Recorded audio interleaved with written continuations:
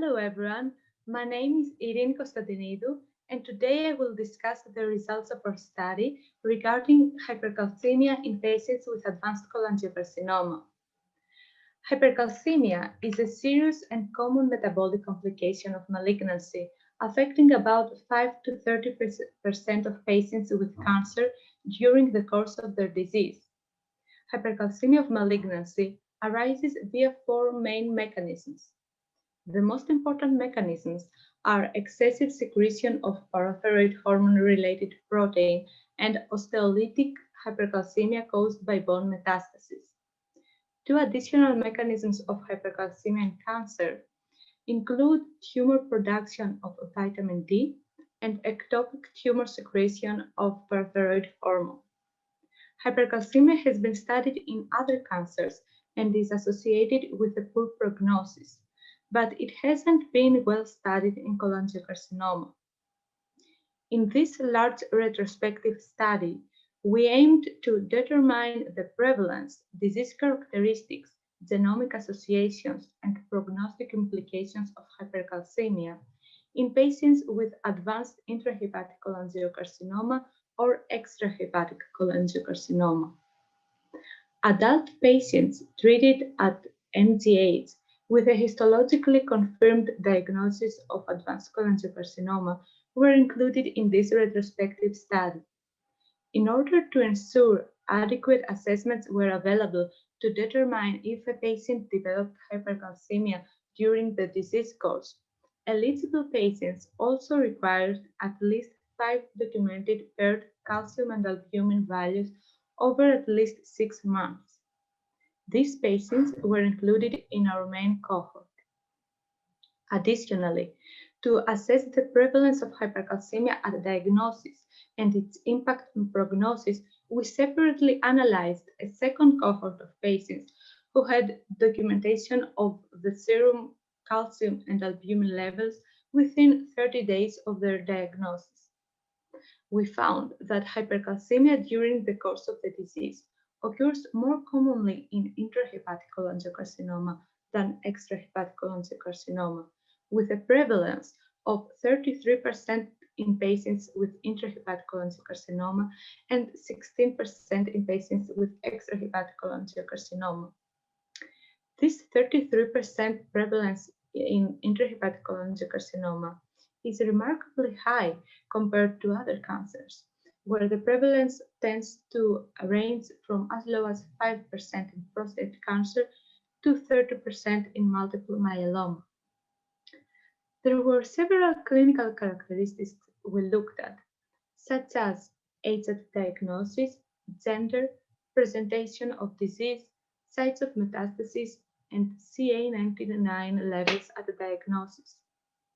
In intrahepatic cholangiocarcinoma, we found that patients who experienced hypercalcemia were more likely to have primary metastatic disease and present with metastasis to at least 3 organs, showing that hypercalcemia is associated with a high burden of disease. An interesting finding from this study was the association of hypercalcemia with IDH1 mutation in intrahepatic cholangiocarcinoma. IDH1 mutations were significantly more frequent in patients with hypercalcemia compared to patients with normocalcemia.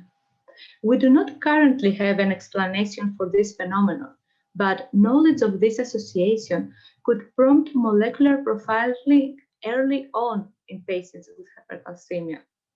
Similarly, in extrahepatic cholangiocarcinoma, we found that patients who experience hypercalcemia were more likely to present with metastasis to at least 3 organs, showing that hypercalcemia is associated with a high burden of disease in extrahepatic cholangiocarcinoma as well.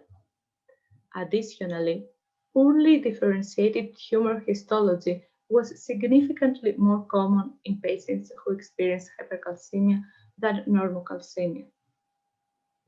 When we reviewed the management of hypercalcemia, we observed that patients with intrahepatic cholangiocarcinoma were more commonly treated with bisphosphonates compared to patients with extrahepatic cholangiocarcinoma. After taking a closer look as to why patients with intrahepatic cholangiocarcinoma were requiring use of bisphosphonates, we noticed that they were more likely to have bone metastases at the time of their first hypercalcemic event compared to patients with extrahepatic cholangiocarcinoma. Additionally, we also realized patients with intrahepatic cholangiocarcinoma had numerically higher rates of grade 3 or 4 hypercalcemia. Interestingly, patients with extrahepatic cholangiocarcinoma had significantly shorter median survival from first hypercalcemic event, surviving less than 2 months, compared to patients with intrahepatic cholangiocarcinoma who had median survival of approximately 4.5 months from their first hypercalcemic event. The short median survival from the development of hypercalcemia observed in our study is similar to other studies that associate hypercalcemia with a dismal prognosis in solid tumors, with most patients surviving 1 to 3 months after their hypercalcemic event. Importantly, when we compared the differences in survival outcomes, we found that patients with IDH1 mutant intrahepatic cholangiocarcinoma who experienced hypercalcemia had significantly shorter median survival from diagnosis of advanced disease compared to patients who did not experience hypercalcemia. Additionally, patients with intrahepatic cholangiocarcinoma who presented with hypercalcemia at the diagnosis of advanced disease had a trend towards a worse median overall survival compared to patients who did not present with hypercalcemia at diagnosis. So, in conclusion, hypercalcemia is a more common complication of cholangiocarcinoma than previously recognized, affecting 33% of patients with intrahepatic cholangiocarcinoma and 16% of patients with extrahepatic cholangiocarcinoma. Hypercalcemia is associated with a high burden of metastatic disease in cholangiocarcinoma. Additionally, hypercalcemia is associated with IDH1 mutations in intrahepatic cholangiocarcinoma and with poor tumor differentiation in extrahepatic cholangiocarcinoma. Furthermore, patients with intrahepatic cholangiocarcinoma are more frequently treated with bisphosphonates and more frequently develop bone metastases compared to patients with extrahepatic cholangiocarcinoma. Finally, patients with IDH1 mutant intrahepatic cholangiocarcinoma who develop hypercalcemia have shorter median survival compared to patients with normocalcemia. The correlation of hypercalcemia with high burden of disease and poor prognosis emphasizes its clinical importance and the need for its consideration in the management of patients. Thank you very much for your attention and time.